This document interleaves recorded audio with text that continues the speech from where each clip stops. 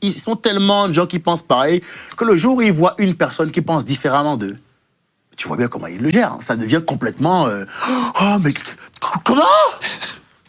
Vous venez, là? Vous l'avez invité? Ce nazi? Non, mais il n'est pas nazi, il a dit qu'il fallait que... Non! Il n'a rien dit! Il n'a rien dit du tout! C'est comme c'est ça, le débat, maintenant. Il n'a rien dit du tout! Et si vous voulez le soutenir, vous êtes vous aussi, monsieur! Hein? Alors, c'est comme ça, maintenant. Tu vois? Monte très vite. Oh là là. Le 0 à 100 monte Oh très là vite. là, parce que, je te dis, comme on est dans un monde émotif, dans un débat avec un émotif, il va essayer, le plus vite possible dans votre discussion, de se mettre dans une zone où c'est toi qui l'as agressé et qui lui fait du mal. Et vous allez parler, tu me traites de fils de pute? Non, non, non, j'ai pas dit. Oui, c'est ça, ouais. Tu vois, tout de suite, ils vont essayer de caricaturer, de se mettre dans une zone où c'est toi le méchant. Parce que si tu es méchant, ça décrédibilise ton discours. On n'écoute pas quelqu'un qui est misogyne, on n'écoute pas un antisémite, on n'écoute pas un transphobe, on n'écoute pas un méchant, en fait. Donc, le but est de prouver que tu es méchant le plus vite possible. On ne débat donc même plus. Pour ne pas t'écouter. Non, on ne débat, voilà, pour disqualifier le discours. Donc, on ne débat même plus sur les arguments. On essaye de prouver que l'interlocuteur est méchant le plus vite possible. Tu comprends? J'ai plus à me faire chier à répondre par l'argumentation. Parce que de toute façon, René Descartes disait « Le bon sens est la chose la mieux partagée au monde ». Tu sais, ça c'est une table. Dans la discussion et le débat, celui pour qui le débat va être le plus dur, c'est celui qui veut nous dire que c'est une chaise, ça. Hein. Toi et moi, on aura seulement à répondre quand il aura fini. Moi, je pense que c'est une table. Et lui, il va devoir... Il va passer par un chemin à la fin de laquelle il nous traitera de nazis pour finir par dire que finalement... c'est bien une chaise et non une table. Tu comprends? Maintenant, on ne répond même plus sur l'argumentation. On attaque directement ad hominem parce que si on prouve que t'es pas quelqu'un de bien, alors on n'a plus besoin d'écouter ton discours. C'est classique, hein? Il y a ça dans quoi? Dans le racisme? Souvent, c'est tiens, t'es raciste, tu dis ça ou t'es. Ouais, bien sûr. Moi, je vais te dire un truc. C'est pas toujours simple d'être noir en France. Pour autant, on ne trouvera aucune vidéo de moi où je le dis. Parce que, même quand c'est vrai, je refuse d'habituer mon cerveau à ce type ce mécanique de défense-là. Je refuse ça. En fait, c'est pas pour autant que on m'a toujours bien traité. Je sais qu'il y a des choses qui sont horribles et faites au nom du racisme. Encore une fois, hein, on est dans un monde où on doit le dire, ça. Ça paraît évident.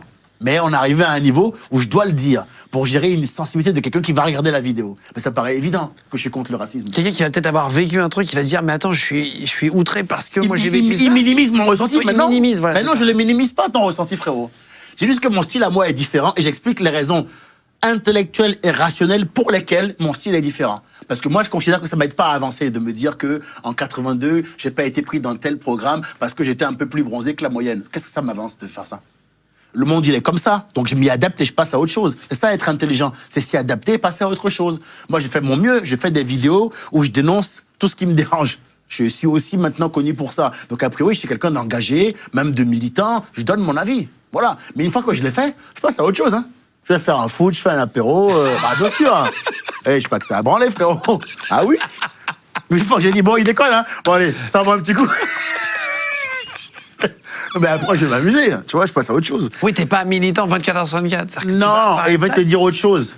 Je pense qu'il y a beaucoup de gens que je connais dans la vie, beaucoup de gens, même dans mon milieu, et je pense que t'en connais, il y a beaucoup de gens qui ont niqué leur existence parce qu'ils ne savent pas vite passer à autre chose. Ils ne savent pas faire ce qu'on appelle laisser couler. Dis bon, c'est bon, ça là, je vais pas mettre toute mon énergie là-dedans. Je passe à autre chose. Parce que souvent, au nom d'une injustice parfois réelle, ils sont en mode, non, il faut que je leur prouve, il faut que je leur montre que c'est pas comme ça qu'on fait. Et des fois, ils finissent par passer des années, mon frère, sur un truc là, à faire du surplace pour un truc qui est vrai, mais dont tout le monde se fout, mais littéralement, hein, soyons honnêtes, hein, tout le monde est là.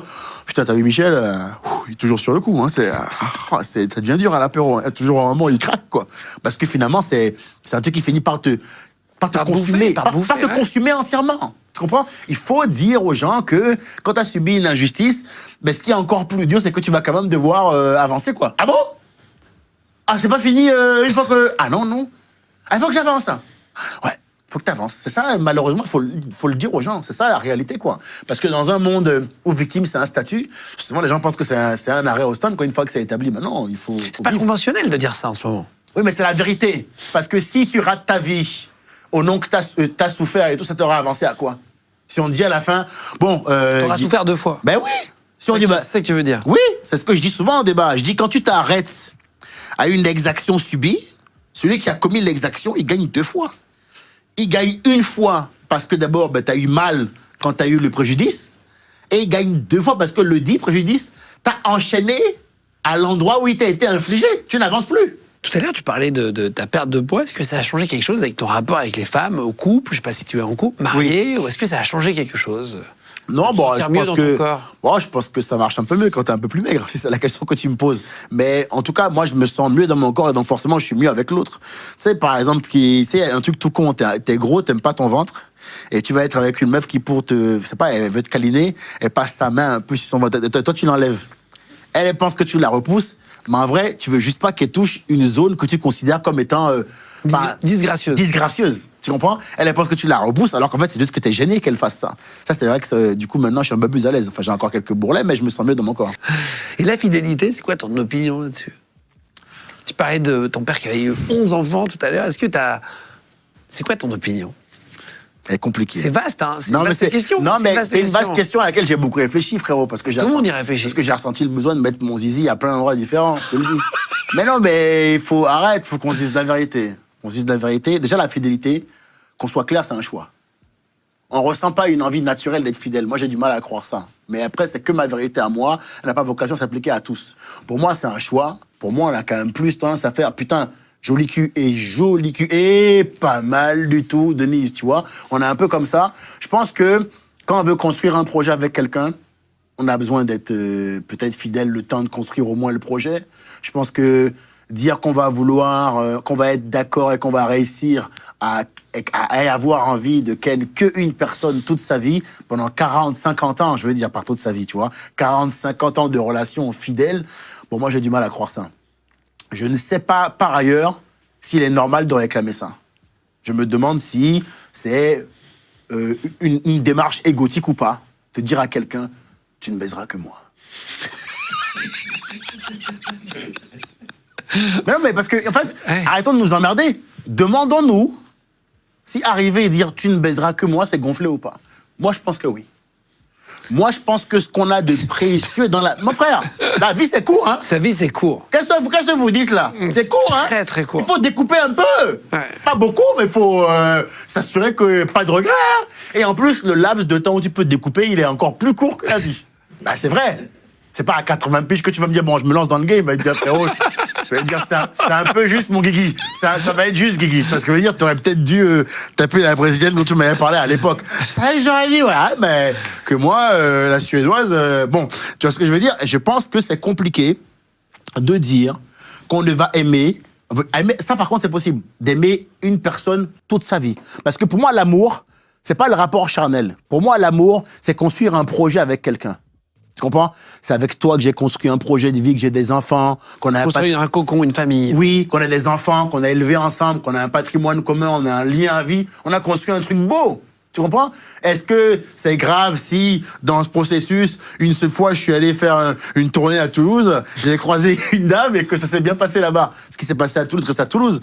Moi, je sais pas. Moi, je crois que on est un peu trop dur là-dessus. Je crois qu'il y a des parties du monde où c'est moins un problème. Et j'ai le sentiment que les couples les plus heureux, c'est aussi les couples qui se sont dit, je me prends pas le crâne là-dessus. C'est pas que c'est pas important, c'est que je pense que si je veux mettre mon esprit et mon cœur là-bas, je vais me faire du mal pour rien. Donc je laisse faire l'autre. J'accepte que, un peu à l'instar des chats, il va, il revient, elle va, où elle va, elle revient. Mais je ne sais pas si aimer quelqu'un, c'est essayer de le posséder ou vouloir le posséder. Ça, je pense pas. Je pense qu'il faut accepter l'idée. Non, mais tu rigoles, mais... C'est le tu baiseras que moi qui me fait rire en décalé. C'est le tu baiseras que moi avec ta tête. Tu m'as fait rire en décalé. Oui, mais c'est vrai, non? Ouais, c'est couillu, hein? Mon frère, est-ce que ton zizi est magique? Je veux bien concevoir que tu imagines que oui. Mais dans les faits, frérot, je pense pas. Hein. Ni le mien, d'ailleurs. Tu vois, tout aussi noir et robuste qu'il soit, comme ce boudin noir, quelque part, ce cobra. C'est fou, ce mec.